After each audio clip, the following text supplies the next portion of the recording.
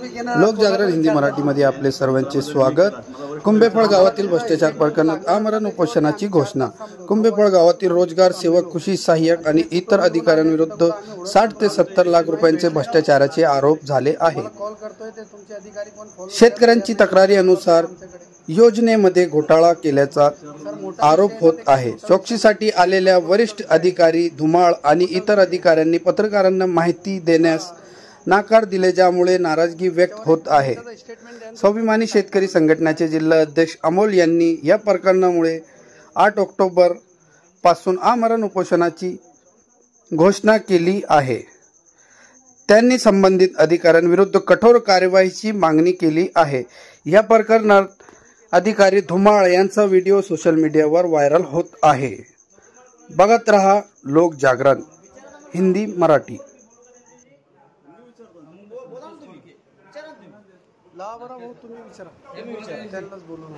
पंचनामाचा खुलासा करण्याबाबत रोजगार सेवक यांनी जो भ्रष्टाचार केला, तुम्ही त्याची तक्रार केली, त्याच्यावर तुम्ही काय सांगा?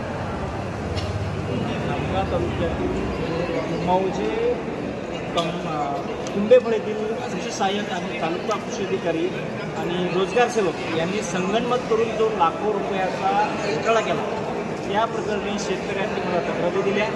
त्या संदर्भात ज्या शेतकऱ्याच्या नावावर फळबाग योजनेचे आणि केळी पिकाचे पैसे लाटण्यात आले, वैयक्तिक त्या शेतकऱ्याने स्वतःहून तालुका कृषी अधिकारी कार्यालयामध्ये तक्रार दिली की किंवा माझ्या नावावर कुठल्या प्रकारचे फळबाग योजना नसताना माझ्या नावावर पैसे काढण्यात आले अशी तक्रार त्या शेतकरी, त्याची ओळखी पण माझ्याकडे आहे। आणि मृत व्यक्तीच्या नावावर यांनी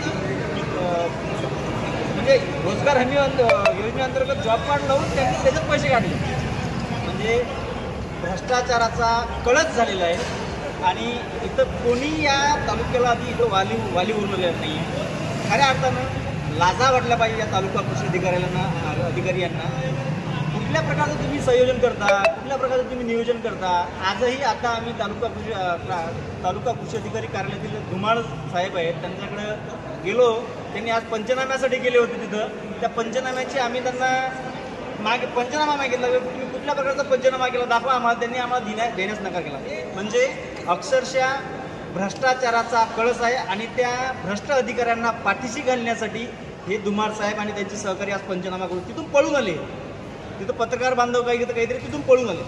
म्हणजे सांगायचं झालं तर आता भ्रष्टाचार तर एवढा वाढवला यांनी, या तालुका कृषी अधिकारी कार्यालयात एवढा मोठ्या प्रमाणात भ्रष्टाचार आहे हे आता फक्त तोंडी होतं, आता उघडकीस आले। आणि ज्या मृत व्यक्तीच्या नावावर यांनी पैसे काढले MRGSच्या नावावर, त्याची मस्टर माझ्याकडे आहे। त्याची ज्या शेतकऱ्यांनी तक्रार दिली त्याची पण ओसी माझ्याकडे आहे।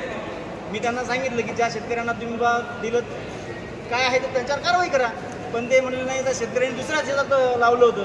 मग म्हटलं मग त्या शेतकऱ्यांना कसं तुम्हाला तक्रार दिली किंवा माझ्या शेतात नाही दुसऱ्यानं काढले, मग त्या शेतकऱ्यावर कारवाई करा ना तुम्ही, त्यांना त्याच्यावर 420 गुन्हा करा। पण असंही करायला तयार नाही। त्या संदर्भात मी तक्रार दिलेली आहे, अद्याप कुठली कारवाई झाली नाही। म्हणून मी दिनांक 8/10/2024 पासून उपविभागीय कार्यालयासमोर आमरण उपोषणात बसणार आहे। भ्रष्टाचार पुढचा कॉल तुमचा हेच राहणार उपोषणात? हो, आमरण उपोषण त्या शेतकऱ्याच्या सह ज्या शेतकऱ्यांवर अन्याय झाला, या भ्रष्ट तालुका कृषी अधिकारी आणि कृषी सहाय्यक रोजगार सेवक यांच्यावर कारवाई होण्यासाठी या उपोषणात तुमची काय काय मागणी असणार? उपोषणात भ्रष्टाचारी अधिकाऱ्यांनी भ्रष्टाचार केला त्यांच्यावर कारवाई किंवा कोणावर कारवाई करायची? भ्रष्टाचारात या प्रकरणात जे भ्रष्ट अधिकारी आहे आणि ही जे साखळी आहे, म्हणजे पंचायत समितीपासून रोजगार सेवकापासून मस्टर काढण्यापासून तर मस्टरवर सह्या होईपर्यंत ही एक साखळी आहे। म्हणजे पैसे दुसऱ्याच्या नावावर काढले जातात। अक्षरशः तुमचा 7/12 तुमचा असते, जॉब कार्ड तिसऱ्याचं असते, अकाउंट नंबर तिसऱ्याचं असते। ही जे साखळी आहे, या सर्व साखळीवर गुन्हे दाखल होण्यासाठी मी आमरण उपोषण करणार आहे। आणि तालुका कृषी अधिकारी यांना तर कायमस्वरूपी निलंबित करण्यात यावं। किती तारखेपासून बसणार आहे आपण? 8 तारखेपासून। 8 तारखेपासून आम्ही उपविभागीय यांना असं याच्या निवेदनही दिलं आहे।